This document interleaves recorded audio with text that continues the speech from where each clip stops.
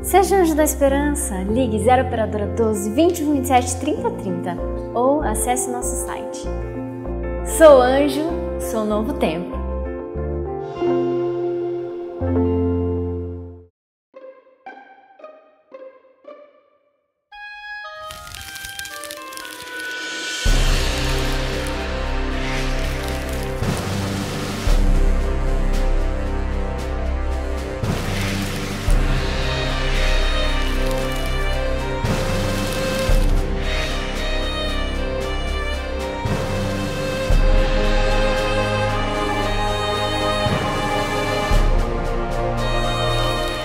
Este povo honra-me com os lábios, mas o seu coração está longe de mim, e em vão me adoram, ensinando doutrinas que são preceitos de homens.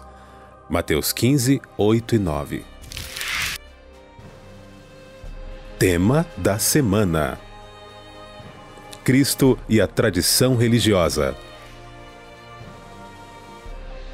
Estamos começando mais um programa Lições da Bíblia. É muito bom estarmos juntos, mais uma vez, é muito bom ter a sua companhia. Nessa temporada nós estamos aprendendo um pouco mais sobre Cristo, a sua lei, a graça, e eu tenho a certeza que estamos entendendo quais são os propósitos que Deus tem para a nossa vida ao apresentar a sua lei. Você tem aqui o nosso guia de estudos. Você pode entrar no endereço que está aí abaixo da sua tela, ter mais informações e acompanhar também o programa através desse guia, lembrando que o nosso guia de estudos sempre tem como base a Palavra de Deus. Também é bom lembrar que nós oferecemos todos os programas um presente para você, que é a revista Princípios. Entre no endereço que está aí, faça o seu cadastro e receba gratuitamente na sua casa e conheça o plano que Deus tem para a sua vida e para a vida da sua família. Os nossos convidados que estão conosco nessa temporada, pastor Werley Gomide, seja bem-vindo. Muito obrigado. Uma alegria. Pastor Werley, que é professor de teologia na Faculdade Adventista da Amazônia. Vamos lembrar a cidade? Benevides, Pará.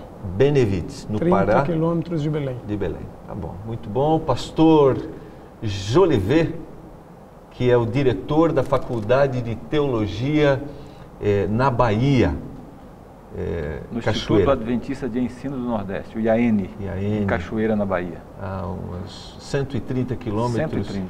de Salvador. Exatamente.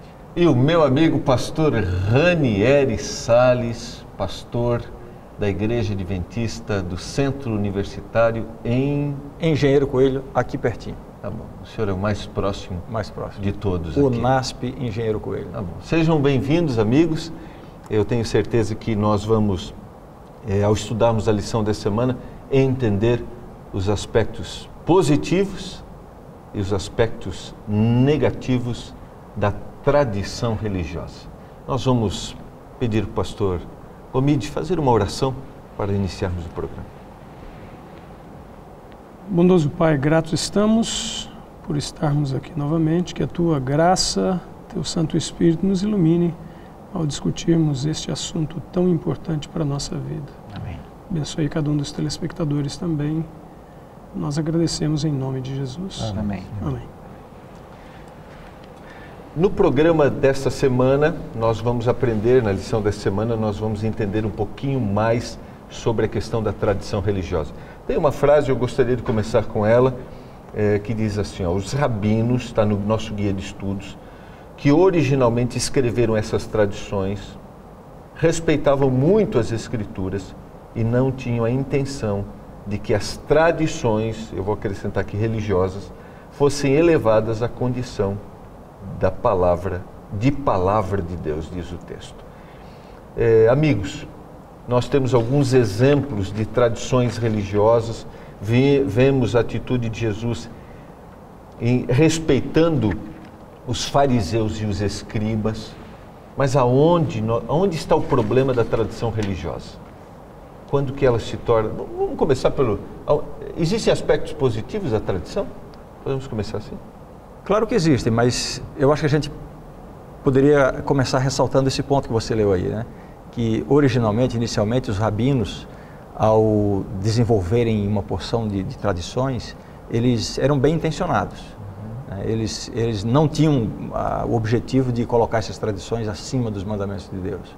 Era uma forma de desdobrar os mandamentos, enfim, de praticar uma série de regras, mas com essa intenção. Mas com o passar do tempo, né, os discípulos deles e os discípulos dos discípulos foram gradativamente valorizando essas tradições até chegar ao ponto de colocar as tradições acima, em nível de importância, acima dos próprios mandamentos da lei, dos mandamentos da Bíblia. Foi uma espécie de canonização das tradições. E aí Jesus confronta diretamente essa questão. Quando Jesus fala contra as tradições, não é pelas tradições em si. Okay. Muitas delas eram positivas, né? E temos evidências de que Jesus praticou diversas dessas tradições, mas o ponto de choque aí era essa questão de colocar a tradição ou as tradições acima do que estava revelado na palavra. A gente vê no nosso guia de estudos que Jesus respeitou a posição dos escribas e fariseus. Acho que seria interessante lembrar um pouquinho quem eles eram, escribas e fariseus. Então vejam, no ano 164 a.C., houve aquela guerra dos Macabeus contra a Grécia, libertando Israel. E havia um grupo religioso que deu grande apoio aos Macabeus. Os Macabeus eram integrantes do exército judeu, né, e eles participaram dessa guerra, libertando Israel. É algo significativo na história de Israel. E havia um grupo religioso, uma seita, chamada de os piedosos. Esses piedosos deram muito apoio aos Macabeus nesta ocasião. E se entende que os fariseus são remanescentes, um grupo que advém dessa seita chamada de os piedosos, não é? E os fariseus surgiram com o objetivo de zelar pela lei. A preocupação deles era de que a influência pagã estava chegando ao judaísmo, à religião judaica. Então eles pensaram, vamos proteger a nossa religião do paganismo, das más influências pagãs. Não encontramos nenhum problema até aqui, certo? Nenhum problema. E aí, por exemplo, deles veio o rabinato, né, os rabis, os rabinos, que eram os professores, com o objetivo de instruir as pessoas nos caminhos da lei, nos caminhos de Deus. Então, os fariseus eram muito tradicionais, zelosos pela lei, pela religião, pela tradição judaica. E o objetivo deles era um objetivo positivo, era ajudar o povo a caminhar nos caminhos corretos dos princípios de Deus, né, da lei de Moisés, que foi dada por Deus a Moisés. O grande problema foi que, ao criar tradições para ajudar as pessoas a caminhar nos caminhos da lei de Deus, pouco a pouco as tradições acabaram tomando o status de algo canônico. Esse foi o grande combate de Jesus. A gente vê no texto de Mateus capítulo 23, versos 2 e 3, Jesus falando a respeito deles. Mateus capítulo 23, versos 2 e 3. Então falou Jesus às multidões e aos seus discípulos. Na cadeira de Moisés se assentaram os escribas e os fariseus. Fazei e guardai, pois tudo quanto eles vos disserem. Porém não os imiteis nas suas obras, porque dizem não fazem. Então, na primeira parte do verso, nós vemos o respeito, a admiração e a colocação. Admiração, eu digo assim, a colocação que Jesus dá para esse grupo, certo? Na verdade, Jesus reconhece a posição. Isso, talvez essa seja a melhor palavra, o reconhecimento. E na cadeira de Moisés, porque eles justamente trabalhavam voltados para as leis de Moisés, os escritos de Moisés, especialmente o Pentateuco. Jesus reconhece essa função deles. Agora veja que a passagem de Cristo mostra exatamente o cerne do problema, né? Façam a segunda parte, exatamente. Façam o que eles dizem, mas não façam o que eles façam. Isso. Porque eles dizem, mas não fazem. Esse era o problema. E aí amplia um pouquinho, dizendo, atam fardos pesados e difíceis de carregar e os põem sobre os ombros dos homens. Eu acho que aqui está um problema, né? Estão colocando também um peso que não existe esse peso. Na Um essência excesso da de lei. exigências, né? Um excesso de Em exigências. realidade, eles foram agregando minúcias à lei justamente para evitar o cativeiro novamente. Então, eles pensavam, bom, nós vamos fazer acessórios para proteger o povo, para não chegar a transgredir a lei, então nós vamos manter a nação na sua identidade religiosa e não vamos para o cativeiro. A intenção era boa.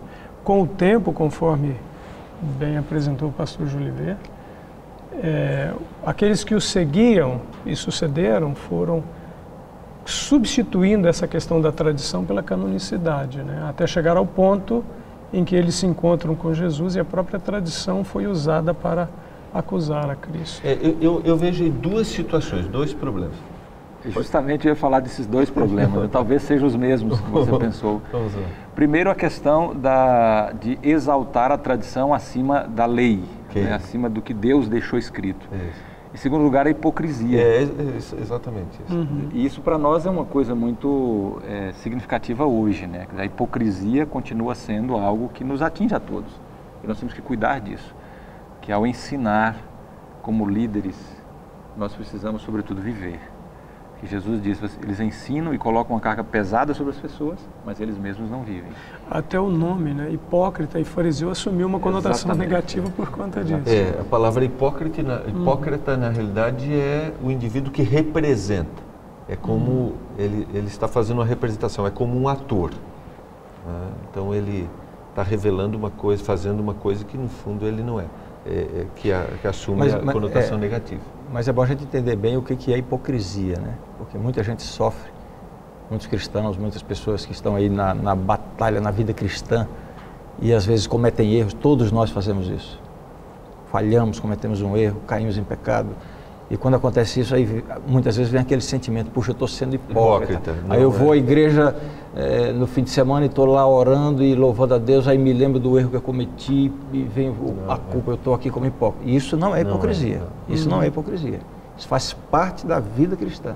Dos altos e baixos da luta. Nós devemos buscar a vitória, Deus oferece a vitória, mas eventualmente você escorregar, cair, todos nós estamos sujeitos a isso. Hipocrisia é quando você tem o pecado e você cobra do outro onde você mesmo está falhando.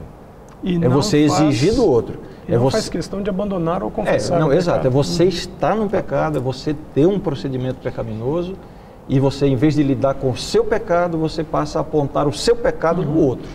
E exigir que o outro tenha uma vida correta naquele aspecto em que você mesmo está falando. Isso é hipocrisia. Acho que a grande luta da vida cristã é justamente deixar Deus alcançar o coração da gente, transformar o coração da gente. Essa luta é diária, né? A luta contra o pecado e tal, e a busca de Deus é uma questão diária. E o grande interesse de Jesus é justamente chegar ao nosso coração e transformar a nossa vida, e o Espírito Santo influenciar a gente. A religião tem que ver com o interior, é de dentro para fora, né? É isso que Deus quer. E essa abordagem dos fariseus, dos escribas fariseus, enfim, dos líderes religiosos da época de Jesus, ela é muito atual hoje. Quer dizer, a essência de todo esse conjunto, esse contexto, né, de exigência de regras, de leis daqui, leis dali, mandamento daqui, mandamento dali, no fundo havia um pensamento de que o indivíduo poderia alcançar o padrão requerido por Deus. Se você obedecer às leis e os mandamentos, as regras, as tradições em todas as suas minúcias, significa que você vai estar dentro do padrão requerido por Deus. Você está centralizando a vida religiosa no seu desempenho. Prática, e no seu desempenho. Quer dizer, a minha salvação depende do meu desempenho. Se eu tiver um excelente desempenho, né, se eu observar tudo, e as tradições e os mandamentos deles tinham esse objetivo, né? Se eu alcançar, se eu guardar tudo isso aqui, se eu observar tudo isso aqui, eu vou estar justo diante de Deus. E essa é uma grande mentira. Essa é a mentira que acompanha a história do pecado, né? De que o ser humano pode, por alguma maneira, alcançar o padrão requerido por Deus. De alguma forma, isso tem uma origem pagã, porque você é aceito pelo seu desempenho, por aquilo que você está fazendo. Exatamente. Você está se desvirtuando do propósito original que Deus tem ao nos apresentar as nossas responsabilidades. Porque aí nós temos as nossas responsabilidades. Sim, sim. Nós temos, o que não pode se confundir é o seguinte: as minhas responsabilidades não são o caminho para a minha salvação. Isso, exatamente. Eu tenho que obedecer aos mandamentos de Deus, claro, faz parte da vida cristã, mas não como caminho de salvação. O que é legalismo? Legalismo é buscar obedecer à lei. Não, legalismo é querer usar a obediência da lei para alcançar a salvação. E a salvação é única e exclusivamente em Jesus Cristo. Em Jesus Cristo. Então é esse cuidado que a gente tem que ter. De alguma forma, num convívio religioso, nós corremos esses mesmos riscos. Podemos ter a mesma atitude, tanto uma atitude do fariseu que é o fiscal, é aquele que fica fiscalizando, como a atitude do fariseu que precisa da realização. De que forma isso acontece, às vezes, na prática religiosa, quando nós começamos a fiscalizar as pessoas que estão próximas da gente? De que forma nós começamos a evidenciar isso? Eu acredito que quando nós centralizamos no comportamento de outros, é porque nós descentralizamos de Cristo. Quando nós olhamos para Cristo, nós vemos o que necessita ser mudado em nós mesmos. E nós vamos entender que sem Deus nós não podemos fazer nada. Sem a ajuda do Espírito Santo, que inclusive é concedida através dos méritos de Cristo, nós não podemos nada. Então, quando nós automaticamente estamos olhando para outros e cobrando deles algo que nós não vemos em nós, é porque nós já tiramos os olhos de Cristo. Isso é um reflexo natural, né? E vai acontecer, vai trazer discórdia, desunião na igreja. Eu começo a olhar para o indivíduo e tiro para o indivíduo e também para a prática, e não para o princípio da lei, por princípio de mudança, por princípio daquilo que Jesus quer fazer comigo. Eu até acredito que nós podemos olhar para as pessoas, mas no sentido de ajudá-las, amá-las, amparar, porque nós necessitamos uns dos outros, mas não no sentido de cobrar e acusar e repreender, a não ser conforme o mandamento bíblico. Se você vê que seu irmão está em erro, qual é o princípio para se aplicar esse erguimento do irmão? É através do amor e não com acusação. Ok. Nós temos um exemplo no nosso guia de estudos, que está em Mateus capítulo 4, versos 1 a 6, que é um episódio em que os discípulos de Jesus foram condenados por comerem sem lavar as mãos. Depois do intervalo nós vamos trabalhar esse assunto, tá bom? Para que o texto seja visto dentro do seu contexto. De alguma forma, alguns às vezes usam esse texto fora de um contexto. Eu queria que a gente voltasse no intervalo, depois do intervalo, com essa explicação, tá bom? Nós vamos para o intervalo comercial e nós já voltamos. Você está assistindo o programa Lições da Bíblia.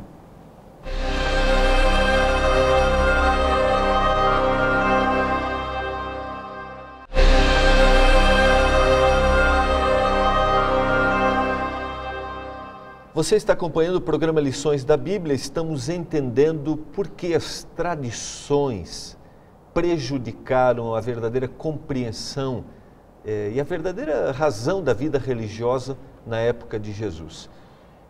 O texto que eu prometi que nós voltaríamos é Mateus capítulo 15, tá? Verso 1 em diante. Eu queria citar aqui o que está no verso 2, 1 e 2. Então vieram de Jerusalém a Jesus alguns fariseus e escribas e perguntaram: por que transgridem os teus discípulos a tradição dos anciãos, pois não lavam as mãos quando comem? O que está envolvido nesta tradição? Veja, lavar as mãos antes de comer é uma coisa muito positiva, né? A gente ensina as crianças a fazerem isso em casa, e nós mesmos fazemos. É uma medida higiênica, algo interessante. Só que nesse caso aqui, não era simplesmente uma medida higiênica. Havia aqui uma tradição religiosa, um ritual de purificação, na verdade, era esse ato. O que eles pensavam? Que à medida em que a pessoa convivia com outras pessoas e tocava em objetos ao longo do dia, possivelmente se tocaria em algum objeto considerado imundo. a mão ficaria contaminada e ao tocar no alimento e comer o alimento, essa contaminação vinha para o corpo. Então, lavar as mãos, nesse caso, era um ritual de purificação, né? E aí, eles estavam considerando isso como algo tão forte como um dogma. Se você não fizer isso, você está em pecado mortal, digamos assim. E os discípulos foram repreendidos. Então, diante disso foi que Jesus colocou algumas questões que nós vamos discutir agora para frente. Era apenas uma tradição. Aquilo não era um dogma, não era um mandamento, não era uma doutrina. É isso que Jesus queria ensinar ali ao combater aquela expressão dos fariseus. Nós vamos trabalhar um pouquinho mais esse assunto, como você citou, mas eu queria ler uma frase que está no Guia de Estudos. Não parece que Jesus tivesse problema com a existência das regras dos fariseus. Para Jesus, o problema era a elevação dessas regras à condição de doutrina. Essa própria tradição mesmo, né? Surge a pergunta, Jesus era contra essa tradição de lavar as mãos? Provavelmente não. E provavelmente o próprio Jesus tinha cumprido. Porque se Jesus não tivesse lavado as mãos, eles não chegariam acusando os discípulos. Eles iriam direto em Jesus. Olha, mas tu não lavas as mãos, não cumpres a tradição? Mas eles não podiam dizer isso de Cristo. Quer dizer que muito provavelmente Jesus cumpriu essa tradição, né? Então a questão não era a tradição em si. A questão era colocar a tradição acima do mandamento de Deus. E a resposta de Jesus é muito clara nisso, né? Assim, visualizando a discussão ali, né? Eles chegaram, teus discípulos não observam as tradições. Aí Jesus dizia, o que é pior, não observar as tradições ou não observar o mandamento? Meus discípulos não observam as tradições e vocês não observam o mandamento. O mandamento diz, honra teu pai e tua mãe. E aí Jesus demonstra que eles não honram pai e mãe. Então, o que é mais grave? Transgredir o mandamento ou transgredir a tradição? Veja o que Jesus está querendo trazer à tona. Já vamos aproveitar, já vamos fazer o gancho aí. O que eles estavam fazendo para não cumprir ou para terem liberdade, se eu posso dizer, se eximirem da responsabilidade para não honrarem o pai e a mãe? A responsabilidade de honrar os pais não era simplesmente mantê-los financeiramente ou dar uma quantia, uma mesada, se a gente puder usar esse termo, mas era ampará-los na velhice, fazia parte do mandamento. Os pais, numa sociedade hoje moderna, aqui no Ocidente, por exemplo, os americanos, é tradição deles colocarem os pais nos asilos. E o asilo cuida, até porque às vezes eles pensam que tem profissionais ali que podem tratar melhor. A ideia não é má, mas existem muitas pessoas que o fazem simplesmente para se livrarem dos pais, porque os velhos, eles chegam numa certa idade que eles começam a agir como crianças e têm que ser tratados com carinho, com amparo. Então eles queriam se eximir disso. O que eles faziam? Eles levavam uma gorda de uma oferta no templo, chamada Corban. Eles diziam que isso era um resgate para não necessitar cuidar dos pais, não é? Então eles se eximiam. E Jesus então aponta isso fazendo uma comparação e dizendo, olha, lavar as mãos é uma tradição, honrar os pais é um mandamento. Vocês estão elevando a tradição acima do mandamento e o mandamento que vocês deveriam cumprir, honrar, cuidar dos pais e honrá-los, vocês estão rebaixando a nível de tradição, deixando de lado. Então eles inverteram, não é a responsabilidade. Nós temos no cristianismo algumas tradições que são positivas, que são benéficas, que não causam nenhum problema. O nosso guia até usou a frase, nenhum ser humano tem o poder de criar restrições religiosas e elevá-las ao nível de mandamento divino. Nenhuma pessoa tem. Mas isso não quer dizer que os cristãos estejam proibidos de criar regulamentos que ajudem a governar o comportamento da comunidade. O que os amigos diriam diante dessa afirmação? Veja, eu vou fazer uma ilustração aqui, para a gente entender bem, fazendo a diferença entre método e princípio. Por exemplo, o princípio é a verdade bíblica. O método é a forma de nós ensinarmos o princípio. Nós vamos, por exemplo, fazer um evangelismo. A verdade que eu vou pregar é o princípio. Agora, a forma como eu vou pregar essa verdade, como eu vou evangelizar, a metodologia que eu vou usar, eu devo adaptar à realidade ali, a circunstância, não é? O contexto local. A forma de pregar para um povo é diferente, a metodologia que eu uso para um local é diferente da metodologia para outro local, mas o princípio tem que permanecer. Da mesma maneira, nós temos os mandamentos bíblicos e temos também tradições ou formas de nós ensinarmos a igreja, ou de nós mantermos a vida, né, as nossas reuniões e assim por diante. Nós temos que fazer uma diferença. O que é princípio, o que é mandamento, o que é doutrina, é uma coisa, né? É a palavra de Deus. A metodologia, ou a tradição, o costume, isso aí varia, e nós não podemos fazer com que isto ganhe o status de doutrina, porque o que estava acontecendo lá era justamente isso. E por ganhar um status de doutrina, estas coisas estavam suplantando o mandamento de Deus, usando isso como justificativa para não cumprir o mandamento de Deus. Agora, quando isso não acontece, não há nenhum tipo de problema nesse tipo de tradição. Quando não há uma oposição.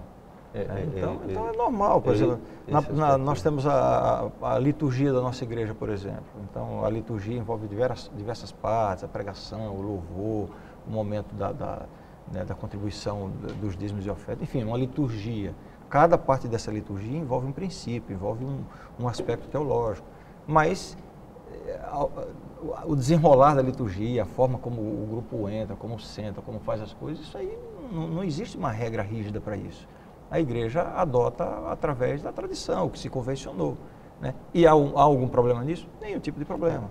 Aí entra o respeito que eu devo ter para as tradições. Exatamente. Às vezes nós queremos mudar algumas coisas, assim, temos uma visão um pouco mais moderna de algumas coisas, nós queremos também, desrespeitamos de alguma forma quando não temos a sensibilidade para esse processo de mudança que deve acontecer, mas que há um processo que deve ser respeitado. Então esse desrespeito mostra talvez imaturidade cristã, como também o excesso de rigidez e não querer mudar nada, porque então algumas pessoas às vezes não permitem nenhum tipo de mudança, de alteração, de inovação, não, porque já se fazia assim no passado, porque o meu pai, meu avô, meu bisavô faziam assim. Então, peraí, o que é mandamento, o que é princípio, né? Que é permanente, e o que é tradição, o que é costume. Então a gente tem que ter essa flexibilidade, não colocar, nós vamos incorrer no mesmo problema dos fariseus, lá da época de Jesus, né? É colocar os costumes, colocar as tradições em pé de igualdade ou até em nível de superioridade aos mandamentos e aos princípios. Okay. Eu queria citar o texto que está também no capítulo 15 de Mateus e o verso 8, e gostaria que vocês considerassem.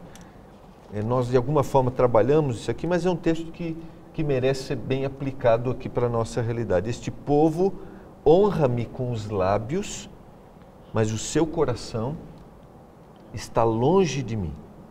Em vão me adoram, ensinando doutrinas que são preceitos de homens.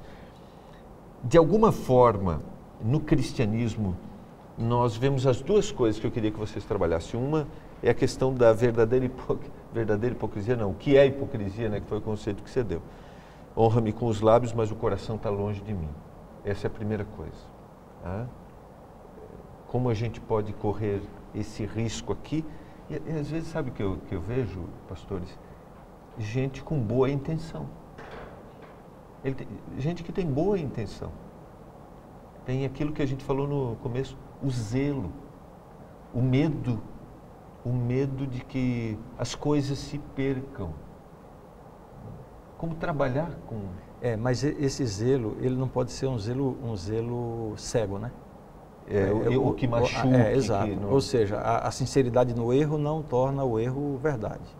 Então, a pessoa é sincera, ela é zelosa pelas coisas de Deus, pelas coisas da igreja, mas perdem a noção de que o que está acima de todas essas coisas são as pessoas. Né? As pessoas, as regras, as instituições devem viver em função das pessoas. Né? Quem tem mais zelo pela igreja do que pelas pessoas está entendendo o evangelho pelo avesso. Então Jesus deixou isso muito claro. Então, respeito pelas tradições, respeito pelos costumes, mas, acima de tudo, respeito pelas pessoas e a relação das pessoas com Deus. Esse é o desafio que nós temos. Porque alguém poderia olhar de outra forma e dizer assim, então agora, né, as pessoas vão ditar onde as coisas devem ir. Não é. Claro que não. Não é isso que você está dizendo, mas claro, eu estou fazendo aqui olhando. É o cuidado com os excessos, né? Com os extremos. Isso aí. Com os extremos, exato. Possivelmente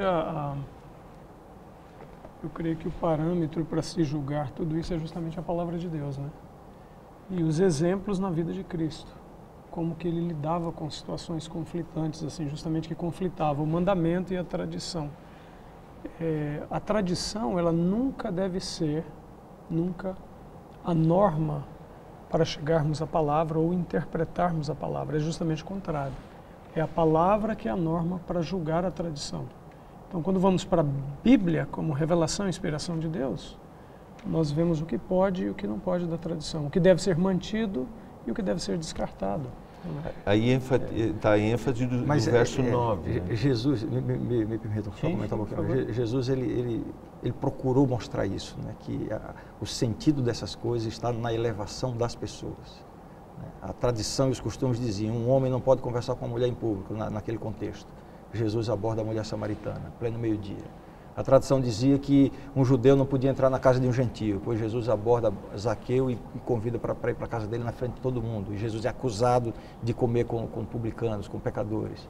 Né? E assim por diante. São inúmeros os exemplos em que Jesus realmente demonstra que as tradições têm o seu lugar, mas na hora que a tradição interrompe a elevação da pessoa, aí ele desrespeita a tradição. Porque a palavra, como o pastor Gomes diz, a palavra, Jesus não quebrou princípios. Exatamente, estou falando de tradição.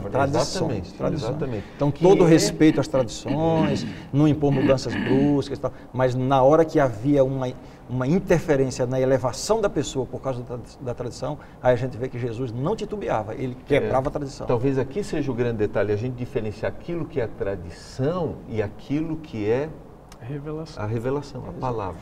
E Jesus mencionou aí uma frase que eu gostaria de enfatizar, ele diz, citando Isaías, né, ele diz, esse povo honra-me com os lábios, mas o seu coração está longe de mim. Jesus está colocando aqui uma questão que a gente deve também pensar. Quer dizer, Deus leva em conta os motivos que estão por trás das nossas ações. Né? Jesus falou que os fariseus ou eram hipócritas ou faziam o que era correto, mas por motivo errado. Eles queriam ser vistos, ser adorados, ser, né, bajulados, etc., estar em primeiro lugar. Enfim, e Jesus combateu isso também. Então, trazendo para a nossa realidade, nós precisamos de fato pedir que Deus governe nossos motivos, né? Deus governe nosso coração, que realmente o Espírito Santo alcance nosso coração, nosso interior, para que a gente possa viver uma vida de dependência de Deus, dependência da palavra de Deus, e que, enfim, que Ele governe a nossa vida, porque essa separação é muito tênue, né? É muito tênue. Até que ponto eu estou sendo honesto no que eu estou fazendo? Às vezes é melhor fazer errado honestamente do que fazer o correto, mas com intenção errada. É interessante que ao longo da história, pastor, a gente vê os erros cometidos em função da tradição. Né? Isso traz ódio no coração das pessoas. Você quer citar alguns desses exemplos? Vamos voltar com essa observação. Alguns erros que foram cometidos, tá bom? Diante dessa discussão, eu fico pensando no desafio que todos nós temos, e talvez você tenha, talvez acompanhando uma tradição há muitos anos, e tem descoberto que a palavra fala diferente da tradição. Meu apelo a você é que você deixe que o Espírito Santo guie você na palavra. Nós vamos para o nosso intervalo e já voltamos. Esse é o Lições da Bíblia.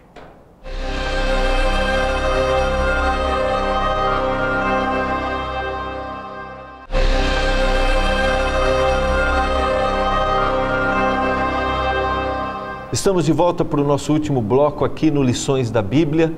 Você que está chegando agora, nós estamos estudando sobre Cristo e as tradições religiosas. o desafio que nós temos de entender que a palavra está acima da tradição e não, a expressão que foi usada aqui, não canonizarmos uma tradição, colocarmos acima do que está revelado. Nós queremos mais uma vez dizer que temos um presente para você, é a revista Princípios. Você pode acessar aí o endereço que está abaixo da sua tela, fazer seu cadastro e você receberá gratuitamente na sua casa a revista Princípios, entendendo aqui o que a Bíblia tem para a sua vida e para a vida da sua família. Pastor Werley, nós fomos para o intervalo, você disse como ao longo da história nós temos exemplos de equívocos, de tradições que levaram a atos assim, de atrocidades. Voltando um pouco na questão das mãos, por exemplo, o nosso manual de estudos, ele não especifica a origem do lavar as mãos. Possivelmente esteja ligado à questão do templo, não é? Cerimonial. Os sacerdotes, eles oficiavam um sacrifício, depois lavavam as mãos na pia para poder entrar no lugar santíssimo. Possivelmente esteja linkado com isso daí, não se sabe precisamente. Jesus não condena o fato de lavar as mãos, assim como ele não condena a entrega dos dízimos. Mas em determinado momento, por exemplo, ele condena não a questão de dizimar o cominho, a hortelã, mas o coração dos indivíduos. Eles tocavam trombetas, por exemplo, quando iam dizimar, para que a atenção fosse chamada para eles. Não é? Eles centralizaram a lavagem das mãos, mas num status de mais importância, até como mencionou o pastor Ranieri, do que o próprio ser humano. E era o que eles estavam fazendo. Ao longo da história, se a gente pega uma história recente, por exemplo, de atrocidade, nós vemos aí há pouco mais de uma década o que aconteceu com as Torres Gêmeas, né? E aquilo ali mudou basicamente o curso da história, inclusive hoje, da história de imigração norte-americana. Os aeroportos têm equipamentos de raio-x que escaneiam o indivíduo inteiro, basicamente todos os aeroportos americanos. Quando começou isso? Pouco mais de uma década. Quando algumas pessoas, não estou criticando religião alguma, quando algumas pessoas interpretando uma tradição de que se ele se matasse, não é por uma causa religiosa deles, eles teriam virgens no paraíso, etc. Então essa é uma desvirtuação do que é uma tradição. Você sacrifica centenas de vidas, quantas pessoas morreram ali? Quantas crianças ficaram órfãos? Quando a religião é elevada a esse status, e eu não vejo o bem do ser humano, eu estou elevando uma tradição acima do ser humano. Eu estou transformando a tradição até numa arma mortal. Isso é um perigo tremendo. As maiores atrocidades ao longo da história foram cometidas em nome da religião cristã, religião islâmica, etc, etc. Nós temos vários exemplos. Aí entra o desafio do nosso telespectador em pegar aquilo que é tradição, que talvez aos próprios olhos dele seja a prática religiosa, seja a palavra, mas pegar o que é tradição, pegar quais são os seus costumes e confrontar com a palavra para ter evidência do que a palavra diz, se não é uma tradição ou algo que foi criado ao longo dos anos pela própria igreja, se é o que a palavra revela. Quando Jesus queria ressaltar o que está escrito na palavra, o que era mandamento, o que era de origem divina, ele dizia, está escrito. Então eu creio que esse é o parâmetro para nós. Uhum. Então tem uma prática, um comportamento, uma atitude que nós temos na igreja, na vida, na família. Isso é tradição ou é princípio? Então a primeira pergunta, a pergunta básica é, onde está escrito? Está escrito na Bíblia? Existe explícita ou implicitamente essa verdade na Bíblia? Então esse é o parâmetro para começar a discernir o que é tradição e o que é bíblico. O que é bíblico. Okay. Essa frase eu acho que vale a pena sublinhar, né? Uhum. Está na palavra, está escrito, então se você não tem uma quebra de princípio, foi aquilo que a gente falou no começo. A tradição, algumas tradições são positivas. No encontro anterior que tivemos aqui, falamos, por exemplo, da tradição cristã de fazer a dedicação, as famílias de fazerem a dedicação dos filhos ao Senhor. Quando nasce uma criança, temos a tradição cristã de levar perante a igreja e fazer uma apresentação e uma dedicação ao Senhor. Isso é uma tradição. No Antigo Testamento havia uma lei exigindo a dedicação do primogênito no contexto do Antigo Testamento. Essa exigência não passou para o Novo Testamento, mas nós assimilamos essa prática como uma boa tradição. Para todas as crianças. Podemos praticar, mas é uma tradição. Se não fizer, não está pecando. Né? Ok. Eu queria ressaltar o verso 11 do capítulo 15 de Mateus. Não é o que entra pela boca o que contamina o homem, mas o que sai da boca, isto sim contamina o homem. Não está exatamente no nosso guia de estudos, mas vale a pena, depois de falarmos de todo o contexto desse texto, dizer que às vezes alguns aplicam por tradição esse texto equivocadamente, dizendo que eu não preciso me abster de nenhum tipo de alimento, posso consumir qualquer alimento. Poderíamos dar uma explicaçãozinha aqui? Bom, o contexto aqui está muito claro. Jesus estava falando dessa tradição aí de comer sem lavar as mãos. Eu vou dar um exemplo. Se eu tinha aqui um objeto e esse objeto, por exemplo, de alguma forma tocou em um animal morto, ele estava cerimonialmente contaminado. Então, se eu tocasse nesse objeto e depois eu comesse, eu estaria trazendo essa contaminação para mim. Esse era o sentido. Por isso que eu tinha que lavar as mãos. Essa era a preocupação deles. No entanto, eles não estavam preocupados do estado do coração deles. Como é que estava o coração? Havia ódio, havia hipocrisia, havia mentira, inveja. No coração deles, inveja. E aí Jesus diz, olha, não é esse tipo de coisa que contamina, o que realmente contamina é o que sai lá de dentro. Quer dizer, Jesus está mostrando aqui mais uma vez a necessidade da gente olhar os motivos, né, e deixar que o coração, que é, digamos assim, o centro da nossa vida, né, seja lavado, transformado pelo poder de Deus. Não está eximindo a responsabilidade da necessidade da asepsia, né, e também não está dando liberdade a nenhum tipo de a consumir qualquer alimento. Não tem nada. É outra coisa, né? Não tem era nada o contexto. O contexto é outro. Okay. Eu creio que é importante. Esse é um princípio para interpretar a Bíblia, é você pegar o texto e ver qual é o contexto. Está falando de quê? Eu não posso agora aplicar isso agora a questões de alimentos, o que é lícito comer, o que não é. O contexto não é esse. Exatamente. Eu quero que a gente pense um pouquinho no texto agora de Mateus capítulo 5, verso 17 a 20, eu creio que a gente chega no auge do tema dessa semana, que é uma ordem que Jesus dá, porque vos digo que se a vossa justiça não exceder em muito a dos escribas e fariseus, jamais entrareis no reino dos céus. O que Jesus queria dizer com isso? Aqui é um problema sério agora, viu? Porque, olha, os escribas e fariseus, eles esmiuçaram os mandamentos, as regras da Bíblia e transformaram em um conjunto inúmero de pequenos mandamentos, em detalhes. Eles criaram regras para tudo, nas minúcias, nos mínimos detalhes, que era para não correr o risco de o indivíduo transgredir o mandamento. Então, eles se esforçavam para obedecer tudo nas minúcias, e cada mandamento eles dividiam em dezenas de pequenas regras. E aí Jesus está dizendo assim, olha, isso aí é pouco. A vossa justiça tem que exceder a isso aí. O que ele está dizendo? Você tem que arrumar mais regras. Tem que arrumar mais regras, tem que obedecer mais minuciosamente a isso? Claro que não. Jesus está justamente mostrando o seguinte, olha, a justiça deles reside nesse esforço humano, né, da religião, do pode e não pode, isso é pecado, isso não é pecado. A vossa justiça tem que exceder, tem que ser maior do que a justiça deles. Então, onde é que está a justiça do cristão? Na obediência a essas regras? Mesmo que ele consiga obedecer todas? Absolutamente. Jesus está mostrando o seguinte, que a justiça do cristão é a do coração e é adquirida através de Jesus Cristo, o sangue de Cristo. Essa é a justiça perfeita.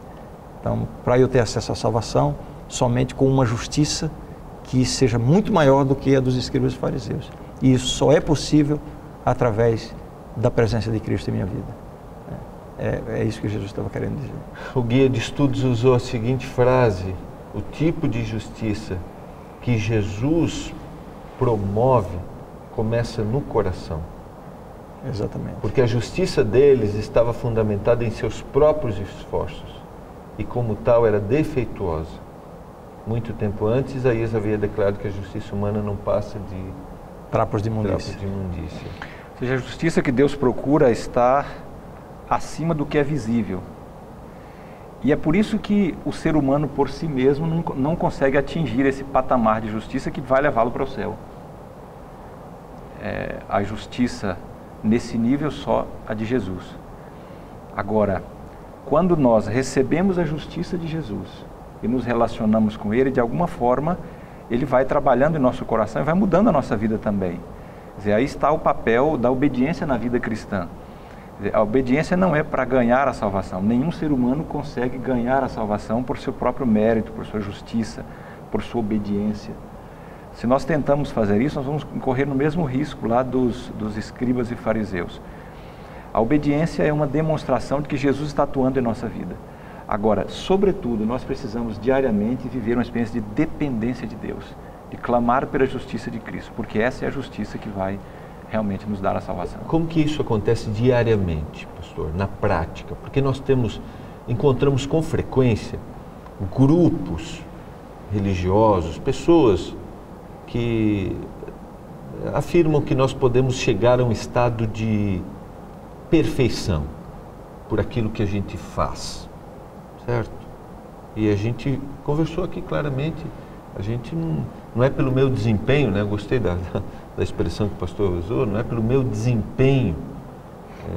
Na prática, o que é exceder a essa justiça? Diariamente, porque eu tenho de um lado o indivíduo que diz assim, faça. Do outro lado eu tenho agora a Bíblia que diz assim, você não vai deixar de fazer. Você tem as responsabilidades. Mas como que acontece diariamente esse processo de mudança? Veja, nós estamos falando sugeriria? Aqui, nós estamos falando aqui de uma questão diferente do chamado perfeccionismo. Esse perfeccionismo que acredita de que a pessoa pode, aqui nesta vida, chegar no nível de impecabilidade. Ou seja, a pessoa chega no nível de justiça tal que o pecado não atinge mais. Não é essa a questão, porque a própria Bíblia é muito clara em dizer, né? Ninguém vive aqui sem pecado. Nós, se dissermos que não temos pecado, somos mentirosos. Enquanto aqui nesse mundo nós estamos sujeitos ao pecado. Agora, todos os dias nós precisamos buscar a Deus uma atitude de entrega, de perdão, de confissão, pedindo que Jesus nos cubra com a justiça dele e que ele ao mesmo tempo comunique através do Espírito Santo poder para que a gente possa caminhar e ir cada dia se aproximando mais de Cristo Jesus. Ele é o nosso alvo, né? Ele é o nosso alvo. É uma luta diária. Agora, a perfeição, de fato, no sentido pleno da palavra, somente na glorificação, né? Enquanto aqui nesse mundo nós estamos sujeitos. Por isso ninguém pode achar que chega no nível em que não precisa mais de Deus ou que alcançou a perfeição e que está salvo pelos seus méritos. Não existe isso. É uma dependência diária. Todos os dias, quem todo dia não toma tempo para ler e meditar na Bíblia, para confessar seus pecados, para buscar o poder do Espírito Santo, de fato não tem uma experiência cristã.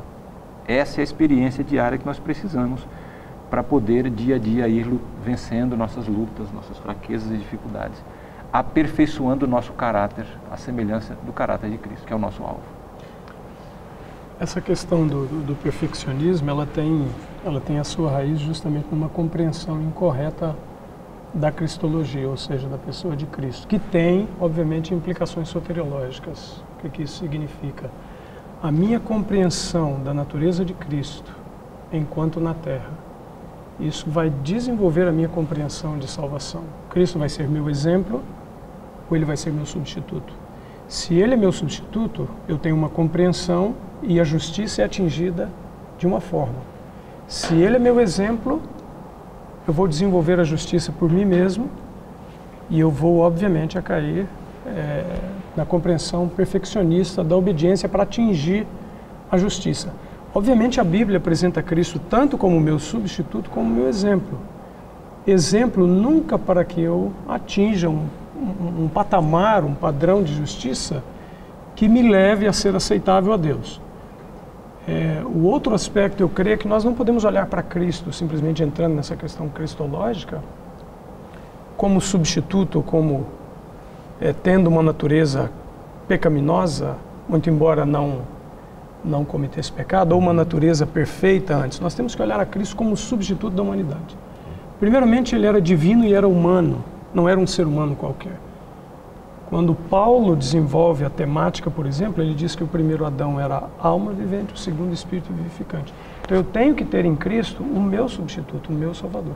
E então eu vou estar satisfazendo a justiça que é exigida acima da dos fariseus, aquela que é encontrada em Cristo. Ok, e a busca diária, motivado pelo Espírito Santo, a busca diária, e aí esse processo de transformação que vai acontecendo. Quero agradecer mais uma vez os amigos, pastor Renieri, pastor Jolivet e pastor Gomide, e quero agradecer a você que acompanhou mais um programa Lições da Bíblia.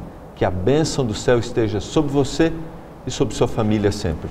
Nós vamos fazer uma oração. Pastor Jolivet, pode orar, por favor? Ok. Bondoso Pai, obrigado por esse tempo que aqui passamos estudando a sua palavra. Suplicamos que o Senhor nos ajude a viver esses ensinamentos na nossa vida pelo poder do Espírito Santo. Nós pedimos em nome de Jesus. Amém. Amém, Senhor.